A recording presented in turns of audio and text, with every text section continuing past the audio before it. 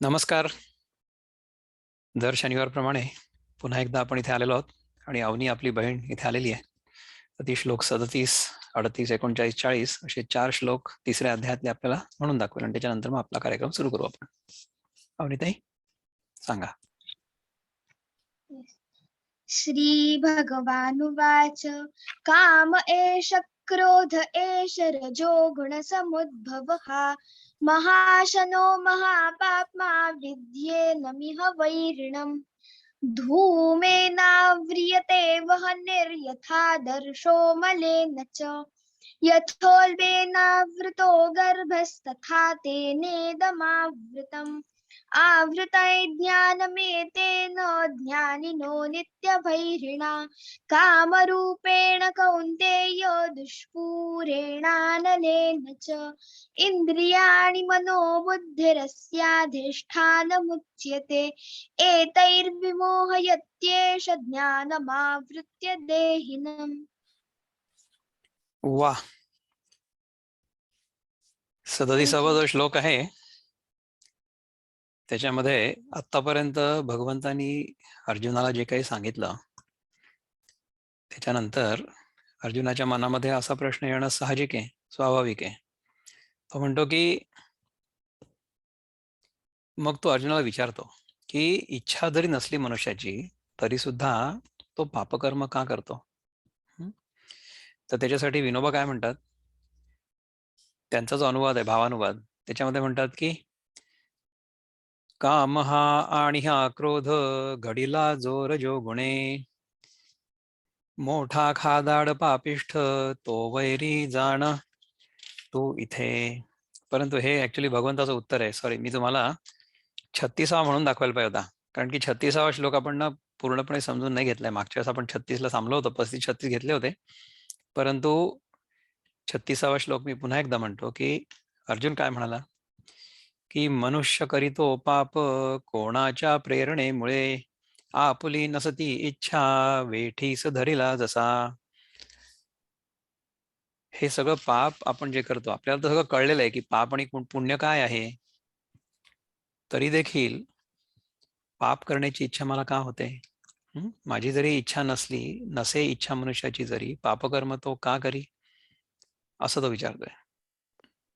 तर किशोरजी आपले जे मित्र आहेत त्यांचं मी आता तुम्हाला एक मुक्त छंद मधलं म्हणून दाखवलं आणि जे वृत्तबद्ध जे आहे त्यातलं तुम्हाला म्हणून दाखवतो. म्हणजे त्याच्यातले अर्थ तोच आहे पण फक्त लँग्वेज वेगळी.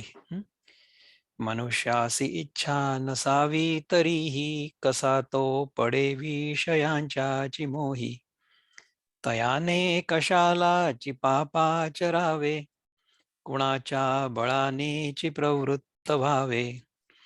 आपली जरी इच्छा नसली तरी सुद्धा आपण तो विषयांच्या मोही कसं पडतो.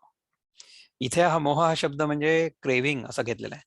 म्हणजे मराठीमध्ये आपण मोह हा शब्द क्रेविंग या अर्थाने नेहमी वापरतो, तर त्याच अर्थाने हा शब्द इथे किशोरजींनी वापरलेला आहे.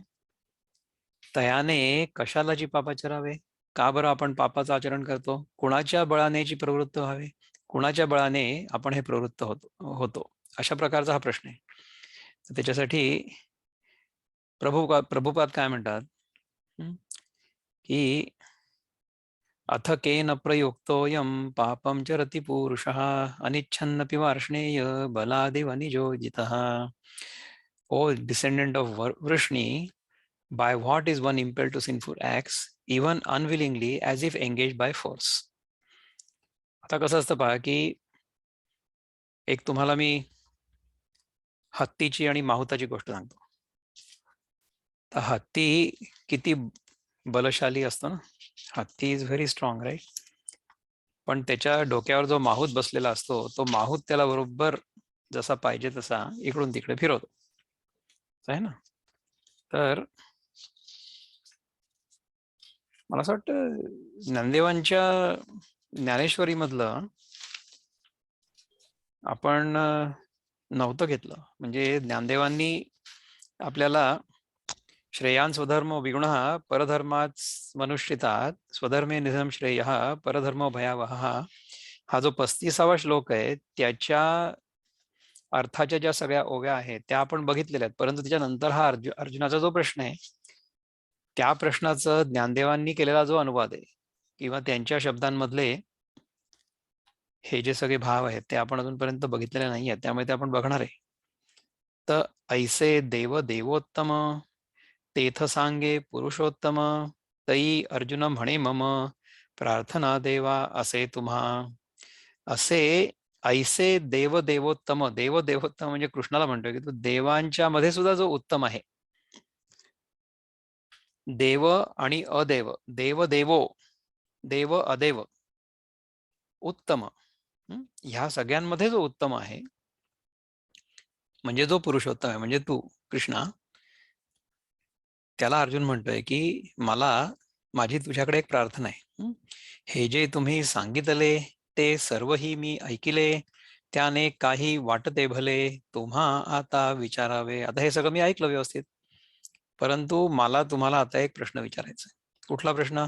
ही कैशी होते स्थिती की ज्ञानी ही घसरती, सरळ मार्ग सोडून जाती, तेही भलते कळे कसे. ही कशी काय होते स्थिती की ज्याच्यामुळे किंवा ज्याच्यामध्ये ज्ञानी देखील घसरतात, ज्यांना ज्ञान झालेलं आहे स्वतःच्या स्वरूपाचं ते देखील घसरतात आणि सरळ मार्ग सोडून भलतीकडे जातात. हे कसं काय होतं? सर्व चांगले ज्यांना कळते, जाणती साऱ्या उपायाते, तेही घेती परधर्माते, हा व्यभिचार करीती का. ज्यांना सगळं कळतं, ज्यांना सगळे उपाय माहिती आहेत, ते देखील आपला धर्म सोडून परधर्म का बरं घेतात आणि हा व्यभिचार का करतात. व्यभिचार म्हणजे जे आपण करायला पाहिजे त्याच्या व्यतिरिक्त समजा आपण काही केलं तर तो व्यभिचार होईल. तर हा व्यभिचार करती का असं विचारतायत. धान्य आणि कोंड्याला निवडू न शकतो आंधळा, परी कैसे डोळसाला निवडाया ना यावे ते. धान्य आणि कोंड्याला, आपण जेव्हा धान्य आणि कोंडा वेगळा करतो म्हणजे तांदूळ आणि तांदळातले खडे म्हणा किंवा जी काही धान असेल ती आपण वेगळी करतो ना, तर आंधळा माणूस ते नाही करू शकत, परंतु जो डोळस आहे त्याने ते करायला पाहिजे. त्यालाही हे का बरं निवडता येत नाहीये. जे जाहले विरक्त तेच पडती उपाधीत, वनवासातून येतात पुन्हा कैसे लोकांमध्ये. जे जाहले विरक्त म्हणजे ज्यांनी इंटेलेक्च्युअली त्यांना हे लक्षात आलेलं आहे की हे जग म्हणजे सत्य नाही आहे आणि हे सोडून आपण वनामध्ये जायला पाहिजे. वनामध्ये म्हणजे शहरं जी असतात ना, शहरापेक्षा जे वन असतं त्याच्यामध्ये माणूस जास्त नैसर्गिकरित्या राहू शकतो. शहरामध्ये निसर्गाशी आपला जो संबंध असतो तो थोडासा दुबळा होतो, तुटू पण शकतो. म्हणजे आजकालच्या शहरांमध्ये आपण जर बघितलं तर मनुष्य जो आहे तो नैसर्गिक जीवन विसरूनच गेलेला आहे पूर्णपणे. अनैसर्गिकच सगळं जीवन सुरू आहे. पण जेव्हा जे वनामध्ये राहिलेले किंवा राहत असलेले लोक असतात, म्हणजे काय आहे की ज्यांना विषयांपासून दूर राहण्याची सवय झालेली आहे किंवा ज्यांना हे कळलेलं आहे की विषय बरोबर नाही आहेत, इंटेलेक्च्युअली दे हॅव अंडरस्टूड, त्यांच्या बुद्धीला ते पटलेलं आहे, म्हणून ते तशा प्रकारे राहण्याचा प्रयत्न करतात. परंतु ते देखील जेव्हा त्यांच्या समोर विषय येतात तेव्हा ते घसरतात, असं होतं ना. आणि मग ते उपाधीत पडतात. मग त्यांना असं वाटतं की नाही आता आपण खूप शहाणे झालो, त्यामुळे मग आपण लोकांचं कल्याण करायला पाहिजे. मी लोकांचं कल्याण करतो असा भ्रम ज्या क्षणी आपल्या मनामध्ये तयार होईल किंवा उदय पावेल, त्या क्षणी लोकांचं कल्याण हो किंवा न हो, आपला सत्यानाश अवश्य होईल, असं होईल. त्यामुळे कुठल्याही प्रकारच्या उपाधीमध्ये पडण्याची काहीच आवश्यकता नाही आहे. परंतु जेव्हा हे विरक्त लोक असतात ते पुन्हा एकदा जेव्हा लोकांमध्ये येतात किंवा शहरामध्ये येतात तेव्हा उपाधीत अडकू शकतात. पातकांना चुकवायासी लपून बसती गुहेसी, तेच त्यांच्या मोहापाशी गुंतती बलात्काराने. म्हणजे आपल्या हातून चूक घडू नये म्हणून समजा आपण शहर सोडून गुहेमध्ये जाऊन राहायला लागलो. लपून बसती गुहेसी, तेच त्यांच्या मोहापाशी गुंतती बलात्काराने. म्हणजे ज्या पातकांना चुकवायला म्हणून आपण गुहेत जाऊन बसलेलो आहोत त्यांच्या मोहापाशी आपल्या मनाने, in our own mind, we are not able to give up our attachment to the worldly things. पुन्हा कैसे लोकांमध्ये त्याच्यानंतर गुंतती बलात्काराने, म्हणजे they get involved in that as if by force. म्हणजे कोणीतरी आपल्याला जबरदस्ती त्या विषयांमध्ये पुन्हा एकदा ढकललेलं आहे असं आपल्याला वाटू शकतं. ज्याचा मनासी कंटाळा तेच चिकटते मनाला, ज्यास बघावे टाळा याला ते शोधित भेटण्या ये. ज्याचा मनासी कंटाळा तेच चिकटते मनाला. किती सांगतायत क्लिअरली पहा ज्ञानदेव महाराज. आपण म्हणू की आता ठीक आहे, हे मी आता सोडून देणार आहे. जे मी सोडून देणार आहे अशी माझी भावना असते ना, त्याच्यामध्ये मी अजूनही तगडा असतो आणि जे सोडून दिलंय त्याला सत्य मानलेलं असतं. अशा प्रकारचा त्याग बळजबरीचा त्याग आहे असं ज्ञानदेवांना म्हणायचं. परंतु जर आपल्याला खरंच कळलेलं असेल की जी वस्तू मी असं म्हणतोय की जिचा मी त्याग करतो आहे, ती वस्तू खरं तर अस्तित्वात नाहीये. ती वस्तू ही माझ्या मनाची कल्पना आहे, किंवा त्या वस्तूला महत्व मी उगीचच्या उगीच दिलेलं आहे. अशा प्रकारे जर मला कळलं त्या वस्तूंचं सत्यत्व, तर मग त्या वस्तू सत्यत्व म्हणण्यापेक्षा त्यांचं मिथ्यात्व, म्हणजे त्यांच्याबद्दलचं सत्य जे आहे, त्यांच्याबद्दलचं सत्य काय आहे की त्या वस्तू मिथ्या आहे, हे जर कळलं तर मग त्या गोष्टी गळून पडतील ना. त्या गोष्टी सोडायची गरज पडणार नाही. सोडण्यासाठी एखादी वस्तू असायला तर पाहिजे ना. पण जर ती वस्तू नसेलच, तर मग आपण सोडणार कशी तिला? तर ज्याचा मनासी कंटाळा तेच चिकटते मनाला, ज्यास बघावे टाळायाला ते शोधित भेटण्या ये. ज्याला आपण टाळू बघतो ना, ती गोष्ट बरोबर आपल्या आयुष्यात नेहमी नेहमी नेहमी नेहमी येते. आपण जर अहंकाराने किंवा आपल्याला जो आपल्याबद्दलचा मोह झालेला आहे त्या गैरसमजुतीमुळे, त्या भ्रमामुळे एखादी वस्तू सोडायला जर गेलो, तर ती वस्तू बरोबर आपला पाठलाग करत करत आपल्या मागे येईल. ऐसा कोणाच्या बळावर घडून येतो बलात्कार, देवा तुम्ही ते सत्वर मज सांगावे पार्थ म्हणे.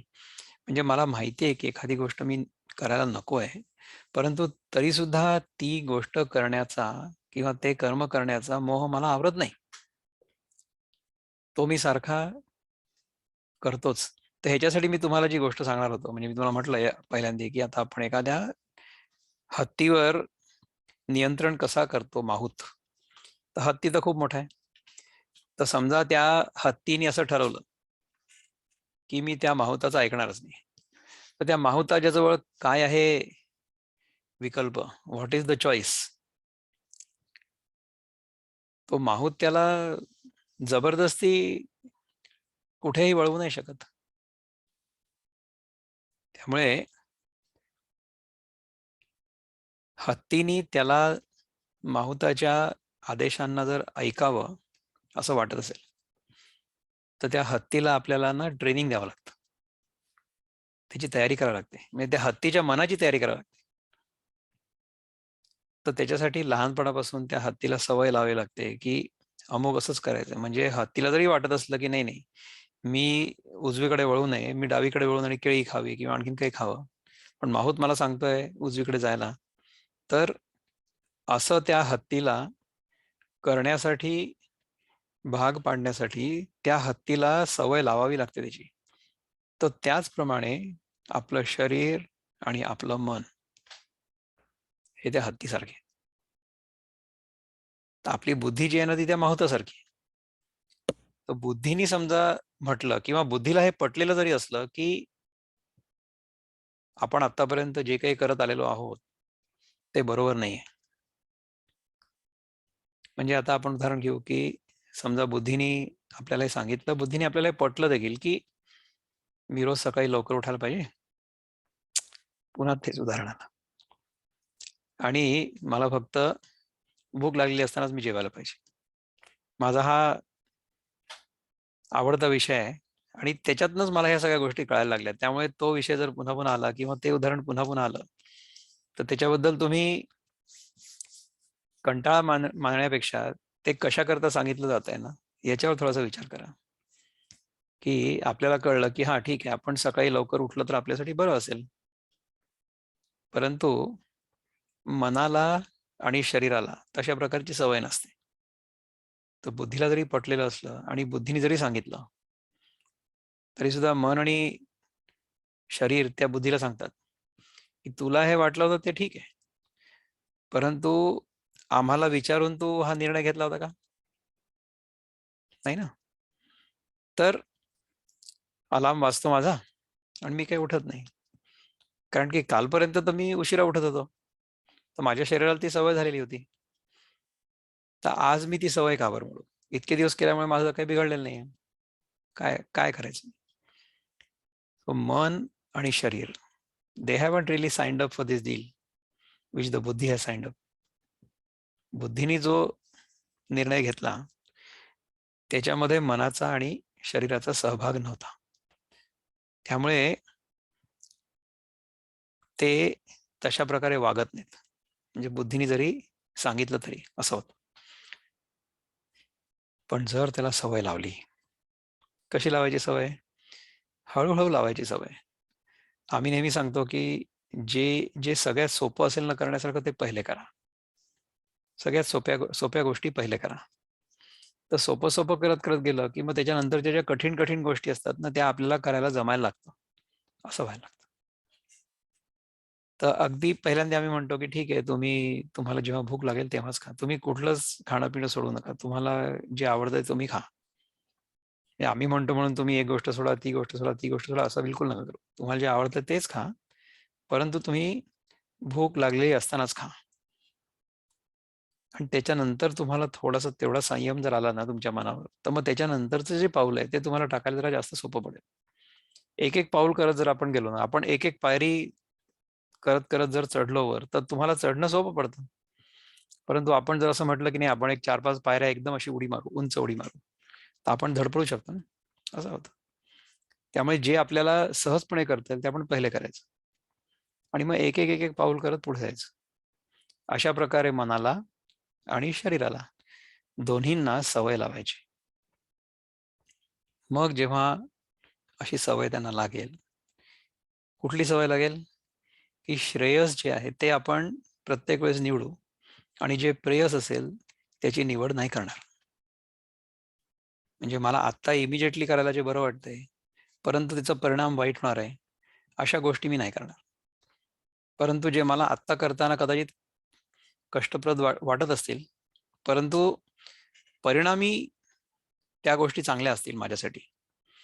म्हणजे काय आहे की मी लवकर सकाळी उठावं, थोडा व्यायाम करावा, नियमितपणे माझं सगळं रुटीन असावं, त्यानंतर माझा आहार ठीक असावा.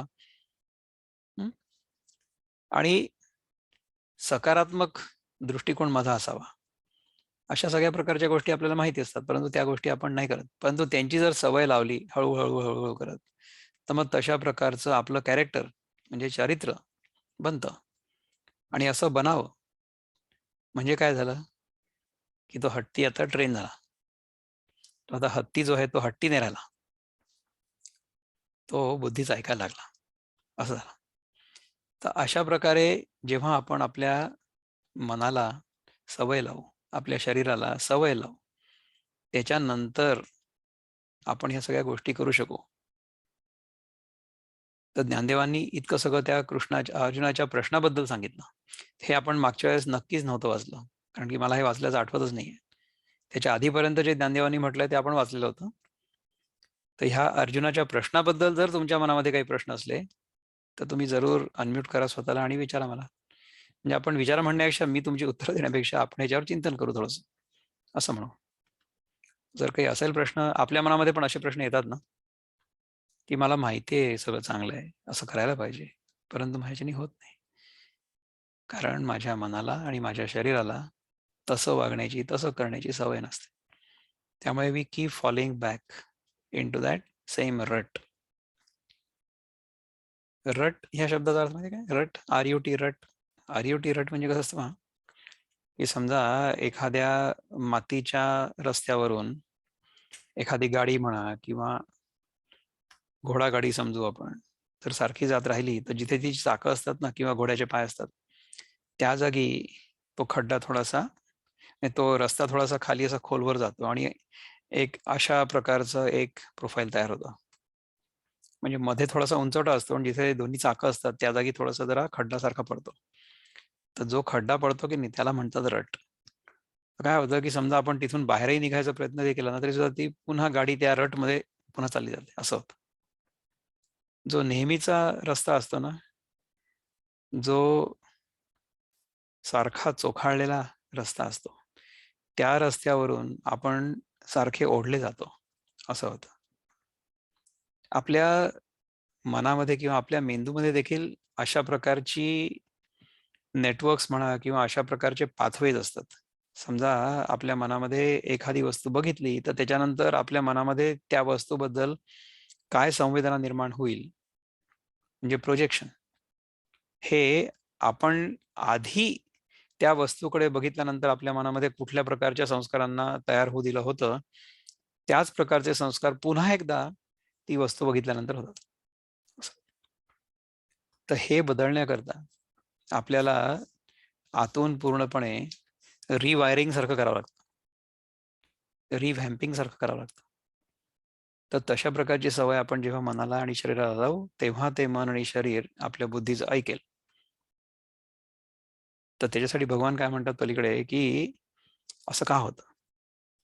असं याच्यासाठी होतं, श्री भगवान वाच, काम एष क्रोध एष रजोगुण समुद्भवः महाशनो महापाप्मा विद्येन विद्येनम इह वैरिणम. म्हणजे विद्धी एनम इह वैरिणम, अशा प्रकारचं ह्याची फोड असावी असं मला वाटतं, परंतु आपण ते कन्फर्म करू. आपल्याला प्रभुपाद जे आहेत ना ते सगळं सांगतात. श्री भगवान वाच, कामः एषः, क्रोधः एषः, रजः गुणः, गुण रजः गुण समुद्भवः, महाशना महापाप्मा महापाप्मा विद्धी एणम इह वैरिणम, अशी याची सगळीची फोड आहे. ठीक आहे. So the supreme personality of Godhead said, it is lust only. Arjuna, lust म्हणजे मी क्रेविंग म्हणेल त्याला. म्हणजे lust should not be interpreted only as physical lust, असं नाही आहे. लस्ट म्हणजे कुठल्याही विषयाबद्दल आपल्या मनामध्ये असलेली आसक्ती, त्याला आपण लस्ट म्हणू. किंवा म्हणजे काम म्हणजे कामना. Okay. Which is born out of contact with the material mode of passion and later transformed into wrath, and which is all devouring sinful enemy of this world. Okay. महाशनो महापाप्मा म्हणजे महाअशना म्हणजे ऑल डिव्हावरिंग असं लिहिलं आहे. महाअशना, अशना म्हणजे भूक. ओके. अशना म्हणजे भूक. आपल्याला समजा खूप भूक लागलेली असली तर खूप जशी जशी खूप जास्त भूक असते ना, आणि तेव्हा कितीही जरी खाल्लं तरी ते सगळं त्याच्यामध्ये जळून खाक होतं. तर कामयेश क्रोधयेश, कामना, आणि ती कामना जर पूर्ण नाही झाली तर क्रोध. ह्या दोन गोष्टी ज्या आहेत ह्या रजोगुणामुळे तयार होतात. आणि ह्या कशामुळे तयार होतात? एक स्टेप आपण मागे जाऊ. ह्या आपण त्या गोष्टींना खरं मानलेलं आहे म्हणून तयार होतात. जे भगवानाने आपल्याला जेव्हा पहिल्यांदा सांगितलं की अरे बाबा तू हा देह नाहीये, तू म्हणजे शुद्ध आत्मा आहेस, ते आपल्याला नाही कळलं. आणि आपण ह्या जगाला, या जगामधल्या वस्तूंना खरं मानलं. त्याच्यामुळे त्यांच्याबद्दल आपल्या मनामध्ये कामना निर्माण झाली. आणि समजा कामना पूर्ण नाही झाली, म्हणजे सगळ्याच कामना आपल्या पूर्ण नाही होत. त्यामुळे ज्या कामना पूर्ण होत नाहीयेत, त्या पूर्ण नाही झाल्या की मला मला खूप राग येतो, क्रोध है ना. तर काम हा आणि हा क्रोध, घडीला जोर जो गुणे, मोठा खादाड पापिष्ठ, तो वैरी जाण तू इथे. त्याच्यासाठी आपले बंधू जे आहेत किशोर कुलकर्णी, ते काय म्हणतात की भगवान म्हणती काम व क्रोध पाप करविती जे रजोगुणा पासोनी निपजती रजोगुण पापी भूक त्याची न निवे ह्या जगती वैरी त्यासी जाणावे. काम व क्रोध पाप करविती जे रजोगुणापासून निपजती रजोगुणापासून निपजती म्हणजे तिथून तयार होतात उत्पन्न होतात. रजोगुण पापी भूक त्याची न निवे रजोगुण पापी आहे त्याची भूक ना निवे म्हणजे त्याला तुम्ही रजोगुणाला कितीही खायला घातला ना तरी त्याची भूक वाढतच जाईल. आगीमध्ये तेल ओतण्यासारखं आहे. कामनांची पूर्ती करणं हे आगीमध्ये तेल ओतण्यासारखं आहे कारण की एक कामना पूर्ण झाली तर दुसरी कामना निर्माण होते. तर ह्या जगती वैरी त्यासी जाणावी. ठीक आहे. जे वृत्तबद्ध आहे ते जरा जास्त चांगलं मेलोडी असेल तर आपण ते म्हणूया. रजातून उत्पत्ती कामा व क्रोधा जीवात्म्यासी होई तयाचीच बाधा प्रयत्ने क्षमावी शकेना क्षुधेशी म्हणूनच वैरी म्हणावे तयासी. रजातून उत्पत्ती कामा व क्रोधा. इथे बघा ते रज जे जे स्त्री बीज असतं त्याला रज म्हणतात. रजातून उत्पत्ती कामा व क्रोधा आणि रजोगुण जो आहे रजोगुण देखील त्याचं सुद्धा जे रूट सिलेबल आहे ते तेच आहे. तर त्याच्यापासून काम आणि क्रोध ह्या दोन्ही गोष्टी उत्पन्न होतात. ठीक आहे ना. आपल्यामध्ये जी एजिटेशन असतं आपल्या मनामध्ये जी चलबिचल असते आपल्या मनामध्ये जे एक प्रकारचं इच्छांचं तांडव नृत्य सुरू असतं नेहमी की मला ही गोष्ट पाहिजे ती गोष्ट पाहिजे ती गोष्ट पाहिजे आणि नाही मिळाली की मग आपल्याला राग येतो. तर ह्या कामना आणि क्रोध ह्या दोघांचीही आपल्याला बाधा होते. We are sick because of काम आणि क्रोध. प्रयत्न क्षमावी शकेना क्षुधेशी. जर तुम्ही त्या क्षुधेला शमवायचा म्हणजे भूक भागवण्याचा प्रयत्न जर केला प्रयत्नांनी ती नाही शमू शकत. म्हणूनच वैरी म्हणावे ते असी म्हणून त्याला वैरी म्हणायला पाहिजे असं म्हणतात. ठीक आहे. तर त्याच्याबद्दल ज्ञानदेव काय म्हणतात बघा की सज्जनाचे हृदय कमळ हे ज्यांचे विश्रांती स्थल निरीच्छ झाले तरी सकळ योगी इच्छिती जयाला. सज्जनाचे हृदय कमळ हे ज्याचे विश्रांती स्थल जे सज्जन लोक आहेत या जगामध्ये त्यांचं जे हृदय कमळ आहे तिथे जर मला असं वाटलं की मला विश्रांती मिळते म्हणजे आपण मागे एकदा बघितलं होतं ना की पुष्कळदा काय होतं की समजा आपण एखाद्या व्यक्तीच्या नुसतं सहवासात जरी गेलो तरी सुद्धा आपल्याला असीम शांतीचा अनुभव येतो नाही का. तर अशा प्रकारची शांती आपल्याला जर सज्जनांच्या हृदय कमळात मिळत असेल निरीच्छ झाले तरी सकळ योगी इच्छिती जयाला. हेच लोक निरीच्छ होऊ शकतात. ज्या लोकांना अशा प्रकारच्या शांतीमध्ये रस वाटतो ते लोक निरीच्छ होऊ शकतात. योगी इच्छिती जयाला म्हणजे योगी लोकांना देखील तीच शांती तीच समाधी हवी असते. ठीक आहे. तो पुरुषोत्तम श्रीहरी भक्तजनांचा कैवारी म्हणे अर्जुना ऐके तरी उत्तर तुझ्या प्रश्नांचे. तो पुरुषोत्तम श्रीहरी भक्तजनांचा कैवारी म्हणजे भक्तजनांना जो उद्धरून देतो तो म्हणे अर्जुना ऐके तरी उत्तर तुझ्या प्रश्नाचे. मी असा तो म्हणतोय अर्जुनाला की तुझ्या प्रश्नाचं उत्तर आता तू ऐक. कामक्रोध खरोखर करीती हा बलात्कार कोणाचीही तिळभर दया त्यांना नाही येत. काम आणि क्रोध जे आहेत ते खरोखर तुमच्यावर बळजबरी करतात तुमच्यावर जबरदस्ती करतात. त्यांना कोणाचीही दया येत नाहीत. हे दोन आपले मुख्य वैरी आहेत काम आणि क्रोध. आणि जर कामना पूर्ण झाली तर मग लोभ. तीन आहेत काम क्रोध आणि लोभ. ह्या तीन गोष्टी ज्या आहेत ना ह्या तीन म्हणजे नरकाची द्वार आहेत असं म्हटलं जातं. या कामक्रोधांचे वर्तन भयप्रद दुष्ट कठीण म्हणून मृत्यूच्या समान लेखावे या दोघांना. ह्या कामक्रोधांचं वर्तन जे आहे ते भयप्रद आहे आणि दुष्ट आणि कठीण आहे. ह्या दोघांना आपल्याला नियंत्रित करणं फार कठीण असतं. म्हणून मृत्यूच्या समान लेखावे या दोघांना. जर आपल्या मनामध्ये काम आणि क्रोध असले तर यांना मृत्यूसारखं लेखावं. म्हणून मृत्यूच्या समान लेखावे या दोघांना. त्या दोघांनी जर आपल्या डोक्यावर नियंत्रण मिळवलेलं असलं तर असं समजायला पाहिजे की आपण मेलो. ज्ञानरूपी ठेव्यावर हे की सर्प भयंकर, हे वाघ असती क्रूर, विषयरूपी दरीतले. विषयरूपी दरी असं सांगितलंय.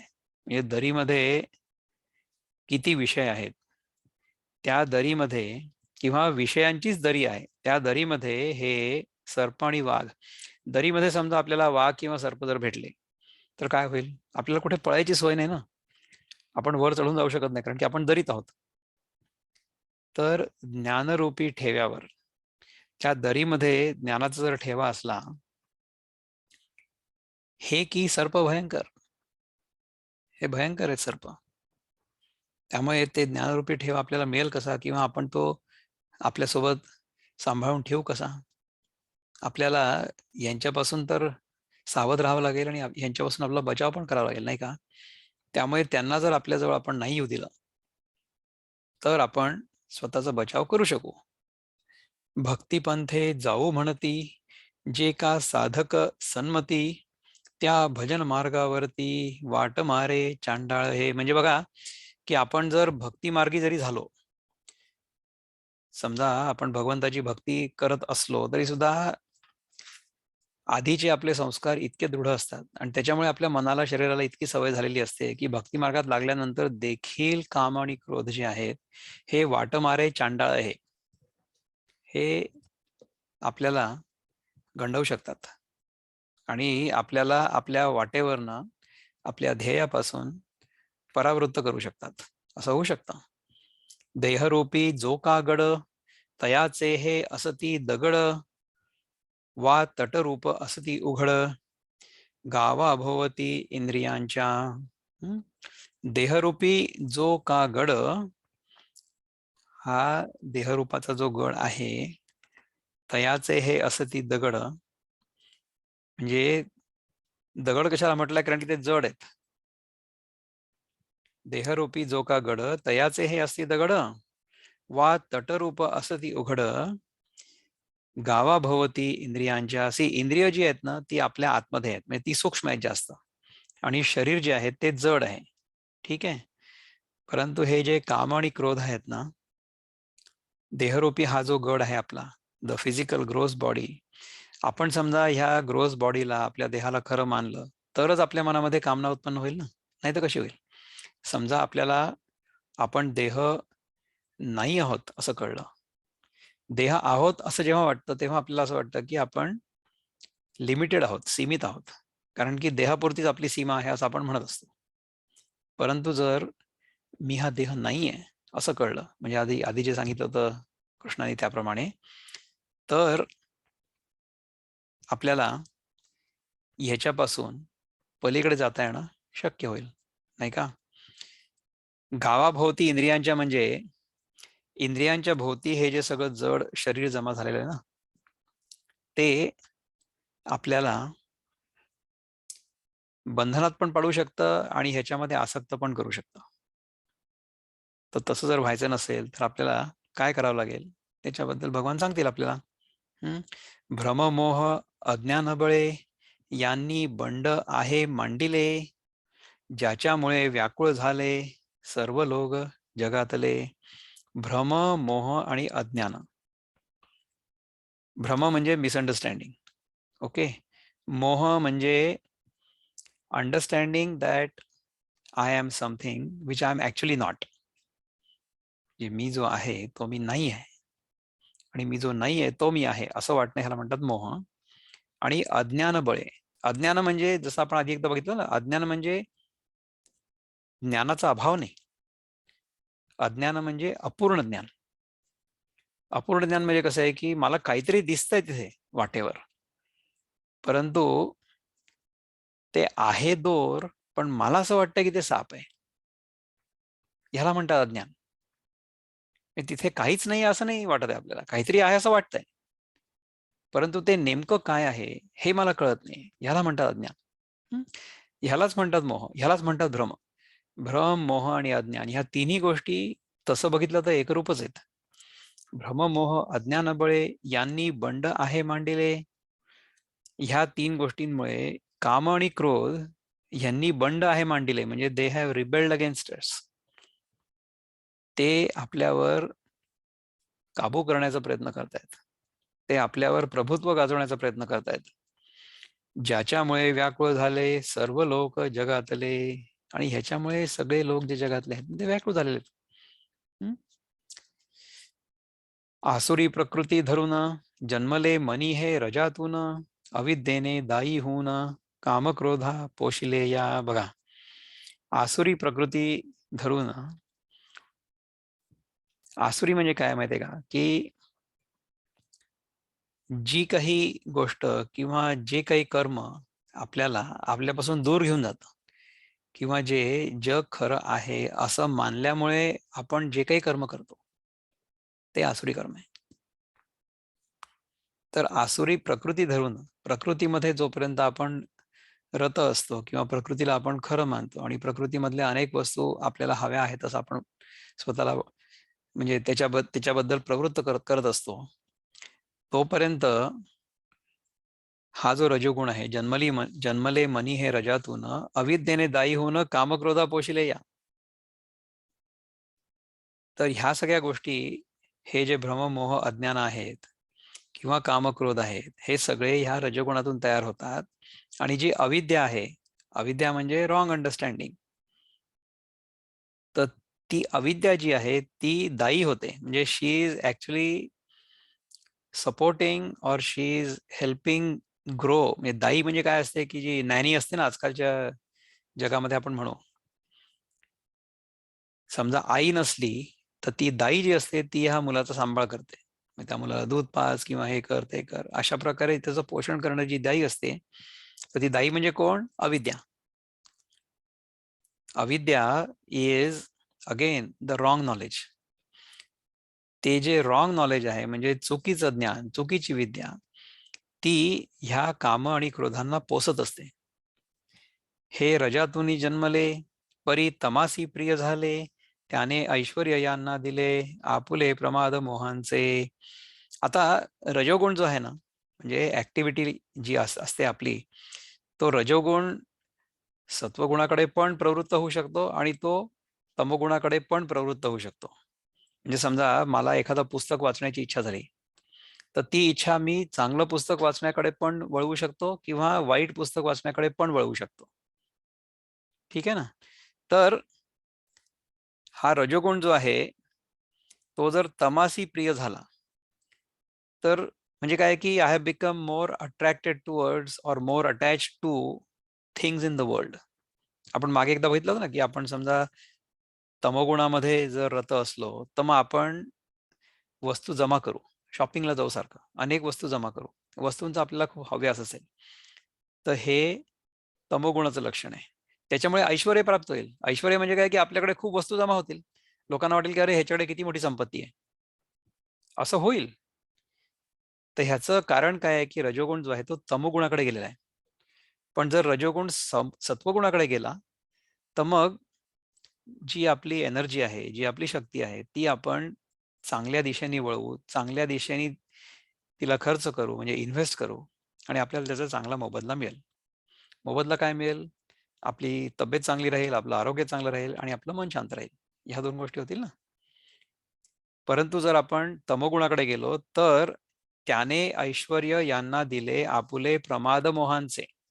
म्हणजे वस्तू जमा होतील आपल्याकडे, परंतु त्या वस्तू आपण कशा जमा करतो आहोत, ते करण्यासाठी समजा आपण चुकीचं काम करतो आहोत किंवा नाही याचा विचार करत नाहीये, म्हणजे मग प्रमाद. प्रमाद म्हणजे चुकीची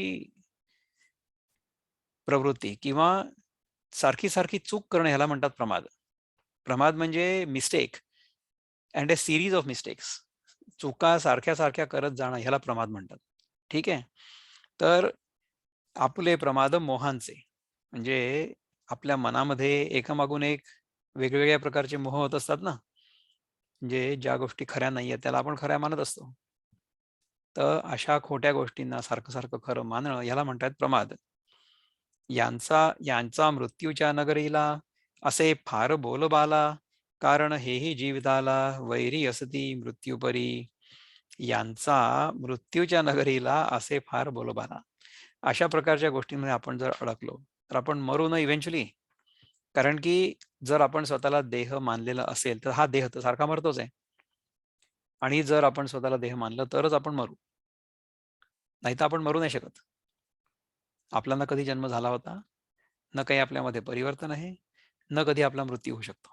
म्हणजे जो खरा मी आहे त्याचा. परंतु जो देह आहे, त्याच्यामध्ये त्याचा जन्म होतो, त्याची वाढ होते, त्याच्यानंतर त्याच्यामध्ये कुठले अनेक प्रकारची परिवर्तन होतात, नंतर शेवटी व्याधी येतात आणि शेवटी तो मरतो. हे देहाबद्दल होतं.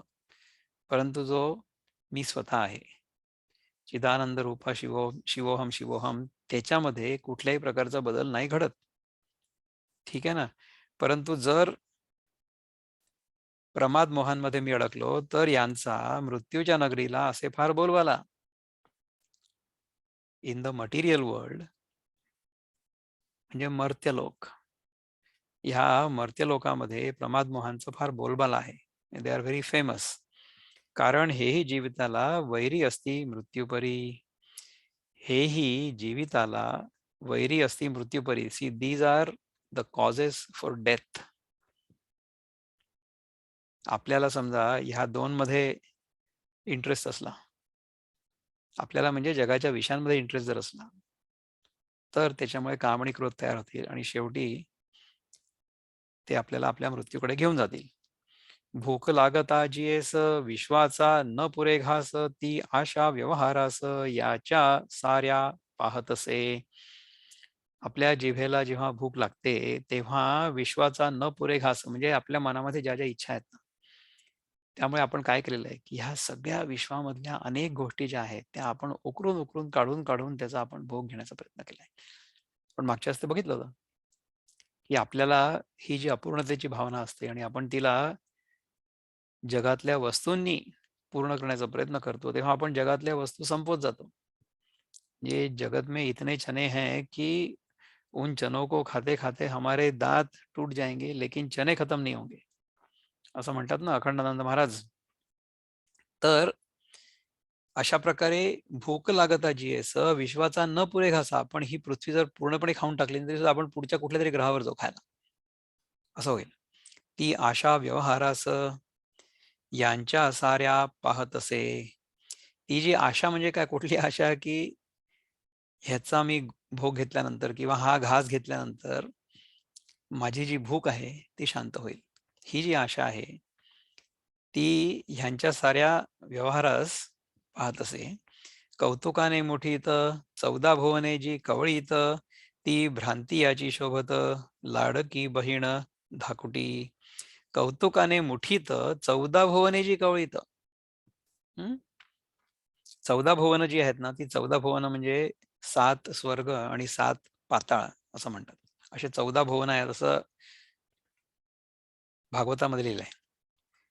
ती 14 भुवन म्हणजे they are not physical spaces. These are the states of mind. म्हणजे आपली जी मनस्थिती असते ना, त्याच्या ज्या ज्या स्थिती असतात, म्हणजे द लेव्हल्स, जे जे स्तर असतात आपल्या स्थितीचे स्तर. किती आता जीभ माझी वळत नाही तेवढी. आपल्या मनस्थितीचे वेगळे वेगळे स्तर, the different levels of our states of mind और different states of our mind. ह्याला आपण म्हणू की 7 ज्या चांगल्या अवस्था असतात त्यांना आपण स्वर्ग म्हणू, आणि ज्या वाईट अवस्था असतात किंवा ज्या आपल्याला आवडणार नाही अशा अवस्था असतात त्यांना आपण नरक म्हणू किंवा पाताळ म्हणू. तर असे 14 भुवन आहेत असं म्हणतात. कौतुकाने मुठीत 14 भुवने जी कवळीत, ती भ्रांती ह्यांची शोभत लाडकी बहीण धाकुटी. म्हणजे ह्या 14 भुवनांचं जे सगळं डिस्क्रिप्शन आहे किंवा ह्याच्याबद्दल आपल्या मनामध्ये आयदर स्वर्गलोकाबद्दल आकर्षण किंवा पाताळ लोकाबद्दल, नरकलोकाबद्दल जे अव्हर्शन, प्रवृत्ती त्याची आणि निवृत्ती ह्याची, हे जे आहे ह्या सगळ्या गोष्टी काम आणि क्रोध ह्याच्याचमुळे तयार होतात. हं? खेळताना भातुकली जी तिन्ही लोकांना गिळी, त्या भ्रांतीने जगविली दासी करून तृष्णेसी. खेळताना भातुकली जी तिन्ही लोकांना गिळी, ह्याचा आपण थोडासा रेफरन्स जो आहे ना तो 11व्या अध्यायाशी पण लावू शकतो, की त्याच्यामध्ये कृष्णानं आपलं सगळं तोंड मोठं उघडून दाखवतो आणि त्याच्यामध्ये सगळंच्या सगळं जग खाऊन टाकतोय. त्याच्यामध्ये तो अर्जुनाला दाखवायचा प्रयत्न करतो, की हे जे मटेरियल जग सगळं आहे, या मटेरियल जगामधल्या सगळ्या वस्तू ज्या आहेत त्या नाशिवंत आहेत आणि त्या जणू काही मी खाऊन चावून चावून त्याचा चुथा करतोय. त्याचप्रमाणे जगामधल्या सगळ्या वस्तू समजा आपण आपल्याला त्यांच्याबद्दल कामना असली किंवा आसक्ती असली तर आपण त्या जमा करत जाऊ, त्यांचा उपभोग करत राहू, परंतु आपली भूक जी आहे ती शांत नाही होणार. कितीही आपण वस्तूंचा उपभोग घेतला तरी सुद्धा. कारण जोपर्यंत आपण आपल्या मनामध्ये स्वतःला अपूर्ण आणि वेगळं मानत राहतो, तोपर्यंत ती भूक शांत नाही होऊ शकत. म्हणजे एखाद्या वस्तूबद्दल भूक शांत होईल, परंतु दुसऱ्या वस्तूबद्दल भूक शांत नाही होणार ना. हां. तर आपल्याला जर हे कळलं, की ह्या सगळ्या गोष्टी खऱ्या नाही आहेत, तरच ह्याच्यापासून आपण पुढे जाऊ शकतो. हं. खेळताना भातुकली जी तिन्ही लोकांना गिळी, त्या भ्रांतीने जगविली दासी करून तृष्णेसी. तर ह्या सगळ्या गोष्टी ज्या आहेत ना, भातुकली म्हणजे इट्स अ मेक बिलीव्ह खेळ जो असतो ना आपला लहानपणी आपण खेळतो. एखादी लहान मुलगी खेळते भातुकली आणि त्या खेळताना भातुकली तिन्ही लोकांना गिळी. तिन्ही लोकांना 3 लोक कुठले आहेत? मर्त्यलोक, स्वर्ग आणि पाताळ असं आपण म्हणू तिन्ही लोक. ओके. त्या भ्रांतीने जगविली दासी करून तृष्णेसी. दासी करून तृष्णेसी म्हणजे तृष्णा म्हणजे क्रेविंग. तिला क्रेविंगला दासी बनवलं आणि भातुकली खेळताना जी तिन्ही लोकांना गिळी त्या भ्रांतीने जगविली असं म्हणतात आहे. ह्याच्याबद्दल जर कोणाला काही बोलायचं असेल किंवा if anybody has any comment about this, कारण की हे खूप जास्त क्लिअर नाही आहे, परंतु ह्याच्याबद्दल जर कोणाला काही चिंतन करायचं असेल तर आपण करू शकतो. हे जरा म्हणजे अं, अगदी साध्या मराठीत जरी आपण बघतो तरी सुद्धा it's very difficult to figure out, नाही का? कोणीतरी बोलला आता काहीतरी, कोण बोललाय? मी विचारू का दादा? आमिर. हा बोल ना. हं. व्यक्ती किंवा शासक जर असेल हा. आणि त्यांना हे माहिती आहे की द्वैत हे भास आहे आणि अद्वैत अद्वैतच हे सत्य आहे. पण आता त्यांना कळलंय की द्वैत काय आणि अद्वैत काय आहे. तो व्यक्ती असेल किंवा अनेक व्यक्ती असतील ना, खूप कुठला मोठा शासक असेल, तर ते म्हणतात की आता आता मला माहिती आहे की हे सगळं अद्वैत आहे, मी अद्वैतात जगतोय, तर मग मी द्वैतात काही करणारच नाही. तर असं आणि मग जे काय होईल ते होईल, नाहीतरी ते सगळं इट इज पार्ट ऑफ द्वैत. Why should I bother myself with dealing with द्वैत or anything that concerns with द्वैत. मी अद्वैताचं आहे, मला ज्ञान आलेलं आहे. मी कशाला काळजी करू, मी कशाला चुटपुट करू त्या द्वैताबद्दल. करेक्ट. मला त्या कळला प्रश्न. सो द्वैतामध्ये let me contemplate on it. So I understood what you wanted to say. Let व्यक्ती अस किंवा कॉन्टेम्प्लेट ऑन दॅट. शासक त्याला दॅट इज इम्पॉर्टंट. कारण काय त्या म्हटलं? शासकाने ठरवलं की द्वैतामध्ये काहीच करायचं नाही. जे काय बरोबर आहे. व्हायचं ते होईल. बरोबर आहे. तर तर तसं नाही होऊ शकत. So let us think about it a bit. जोपर्यंत आपल्या मनामध्ये ह्या जगाबद्दल संपूर्णपणे वैराग्य उत्पन्न होत नाही, जोपर्यंत आपण ह्या जगाचं खरं स्वरूप काय आहे हे समजून घेत नाही आणि जगामधल्या गोष्टींबद्दल आपल्या मनामध्ये कुठल्याही प्रकारची इच्छा येणं बंद होत नाही, तोपर्यंत आपल्याला आपलं जे कर्तव्य आहे ना ते करत राहणं भाग आहे. कर्तव्यापासून किंवा स्वधर्मापासून निवृत्ती ही केवळ अवधूतांना शक्य आहे. अवधूत म्हणजे ज्यांना स्वतःच्या स्वरूपाचं पूर्ण ज्ञान झालेलं आहे आणि ज्यांच्या मनातल्या इच्छा पूर्णपणे निघून गेल्या आहेत. अशा लोकांसाठीच फक्त स्वधर्म किंवा कर्म किंवा पुनर्जन्म ह्या सगळ्या गोष्टी नाहीशा होतात. परंतु सर्वसाधारण मनुष्याला तशा प्रकारची अनुभूती नसते किंवा सर्वसाधारण मनुष्याला जगामध्ये इच्छा अजूनही आहे ना. तर जगामध्ये जोपर्यंत इच्छा आपल्याला आहे, जगामधल्या वस्तूंबद्दल आपल्या मनामध्ये जोपर्यंत इच्छा आहे, कायम आहे, तोपर्यंत आपल्याला स्वधर्म करणं आवश्यक आहे. आणि ज्ञान झाल्यानंतर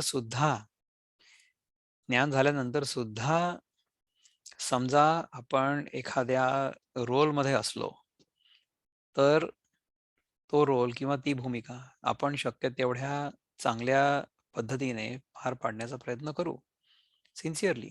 आता त्याच्यामध्ये आपल्याला यश येईल किंवा नाही येणार हे भगवंताच्या इच्छेवर निर्भर आहे.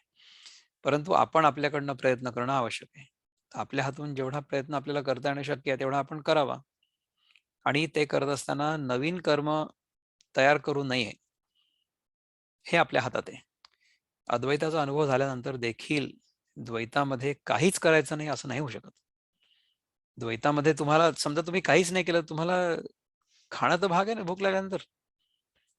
अद्वैताचा अनुभव झाल्यानंतर किंवा त्याचा बोध झाल्यानंतर तुम्हाला भूक लागणं थांबणार आहे का? थांबलं चांगली गोष्ट आहे. मग तुम्ही बिना खाता पित राहा. किंवा तुम्हाला घरदार असण्याची आवश्यकता आहे का? ते जोपर्यंत आहे तोपर्यंत त्याच्यासाठी तुम्हाला जे काही करण्याची आवश्यकता आहे ते करा ना. तरच तर तुम्ही व्यवस्थित राहू शकाल ना. म्हणजे तुम्ही तुमच्या शरीराबद्दल पूर्णपणे निरीच्छ नाही राहू शकत. तुम्हाला तुमचं शरीर व्यवस्थित ठेवणं आवश्यक आहे. शरीरम आद्यम खलु धर्म साधनं. कारण की हे शरीर जोपर्यंत आहे तोपर्यंतच आपल्याला मुक्ती मिळू शकते, मोक्ष मिळू शकतो. आणि जर ह्याला आपण चांगलं नाही ठेवलं, समजा ह्याला आपण ज्या गोष्टी आपल्याला आवडतात त्यांच्या भोगामध्ये जर लिप्त करून ठेवलं, so if we get lost in indulgence, ही एक गोष्ट आहे. किंवा दुसरं टोक म्हणजे काय की एक्सेसिव्ह तप, म्हणजे excessive giving up of things, असं पण नको करायला. म्हणजे आपल्या शरीराला भोगामध्ये पण लोटायचं नाहीये आणि त्यागामध्ये पण, म्हणजे तपामध्ये देखील खूप जास्त तापवायचं नाहीये. म्हणून भगवान पलीकडच्या अध्यायात किंवा तरी म्हणणार आहे 6व्या अध्यायामध्ये की युक्ताहार विहारस्य युक्तचेष्टस्य कर्मसु, म्हणजे तुम्ही निराहार राहून पण उपयोग नाहीये आणि अति आहार करून तर बिलकुलच उपयोग नाही. दोन्हीकडे आपल्याला धोका आहे. त्यामुळे आपल्याला मधल्या वाटेवरून चालत जायचंय. तर हे जेव्हा आपण करत राहू, तेव्हा काय होईल की आपल्या हातून कर्म घडत राहील. आपण अद्वैतामध्ये नेहमी स्थित राहू, परंतु द्वैतामध्ये आपण कार्यरत राहून देखील त्याचा प्रभाव आपल्यावर पडणार नाही. म्हणून कर्म आणि संन्यास या दोन्ही गोष्टी एकरूप होतील, असं होईल. तर अद्वैताचा अनुभव आल्यानंतर देखील द्वैतामध्ये काम न करणं किंवा आळस करणं हे बरोबर नाही आहे. आणि ते होणार पण नाही. म्हणजे ज्याला खरंच अद्वैताचा अनुभव आलेला असेल त्या जगामध्ये स्वतःसाठी प्राप्त करण्यासारखं काही उरलेलं नसणार आहे, परंतु तो जगाच्या कल्याणासाठी तो सारखं काम करत राहील. म्हणजे ज्याला ज्ञान झालेलं आहे त्याच्या हातून कर्मयोग घडत राहील सारखा. असं नाही होणार की नाही नाही होणार आहे म्हणून काही कर्म घडत राहील, परंतु त्या कर्माचा लेप त्या व्यक्तीला होणार नाही, कारण की त्यांनी व्यक्तिगत स्वार्थासाठी ते कर्म केलेलं नसेल. तर अशा प्रकारे टिळक सुद्धा आपल्याला सांगतात ना की तुम्ही ज्ञान झाल्यानंतर तुम्हाला कर्म करत राहणं आवश्यक आहे, ज्ञानोत्तर कर्म. आणि ज्ञानदेव आपल्याला सांगतात ज्ञानोत्तर भक्ती, की तुम्हाला ज्ञान झाल्यानंतर सुद्धा तुम्ही भक्ती रसात राहा. आणि इतकं सगळं ज्ञान झाल्यानंतर सुद्धा ते स्वतः अद्वैती असताना सुद्धा त्यांना सगळेच्या सगळे योग यायचे. कर्मयोग, भक्तियोग, राजयोग, ध्यानयोग, ज्ञानयोग आणि हठयोग पण यायचे. सगळ्या प्रकारचे योग त्यांना यायचे. किती प्रकारच्या सिद्धी त्यांच्याकडे होत्या. चांगदेवांची सत्ता फक्त जीवित प्रकृतीबद्दल होती, परंतु ह्यांची सत्ता तर जड सृष्टीवर पण होती ना. तर अशा प्रकारचे जे ज्ञानदेव होते त्यांनी देखील ज्ञान झाल्यानंतर देखील भक्तीचा मार्ग चोखाळावा असं सांगितलं. त्यामुळे ज्ञान झालेल्या माणसांनी द्वैतामध्ये ऑपरेट करू नये असं नाही आहे. ज्ञान झालेला माणूस द्वैतामध्ये जास्त एफिशियंटली ऑपरेट करेल असं होईल. सो आपले जे नेते आहेत किंवा ज्यांना ह्या प्रकारचं ज्ञान झालेलं आहे त्यांनी द्वैतामध्ये कार्यरत राहावं आणि ते राहतात सुद्धा, असं नाही की नाही राहत. असे उदाहरणं खूप आहेत आपल्या इथे. परंतु अर्थात आपल्या इथे द्वैताचा आणि स्वार्थाचा आणि जडवादाचा इतका जास्त बोलबाला आहे किंवा याचं इतकं वर्चस्व आणि प्रभुत्व आहे आपल्या मनावर, की सर्वसाधारण नेता जो असतो तो भ्रष्ट आहे असं आपल्याला दिसतं. परंतु ते आता सध्याच्या आपल्या समाजाच्या मनस्थितीचं प्रतीक आहे. तर ते बदलण्यासाठी आपल्याला आपल्यापासून सुरुवात करावी लागेल ना.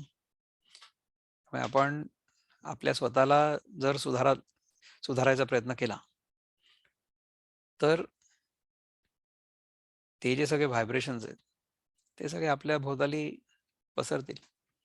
आपण आपल्या स्वतःवर काम करावं. जेवढं शक्य आहे तेवढं आपण जगामध्ये काम करावं. आपल्याकडे जे काम आलेलं आहे ते आपण जितक्या प्रामाणिकपणे करता येईल तितक्या प्रामाणिकपणे करावं. आणि त्याच्यानंतर त्याचं जे फळ आहे ते आपण हरिच्छेनी जसं आपल्याला मिळेल तसं स्वीकारावं प्रसाद रूपाने. अशा प्रकारे जर आपण राहिलो तर अद्वैताचा अनुभव आल्यानंतर देखील द्वैतामध्ये आपण बऱ्यापैकी राहू शकू असं मला वाटतं. पटतंय का? तर एवढ्या चिंतनानंतर आपण आजच्या पुरतं इथे विश्राम करू आणि पुढच्या वेळेस पुन्हा भेटू. तोपर्यंत नमस्कार.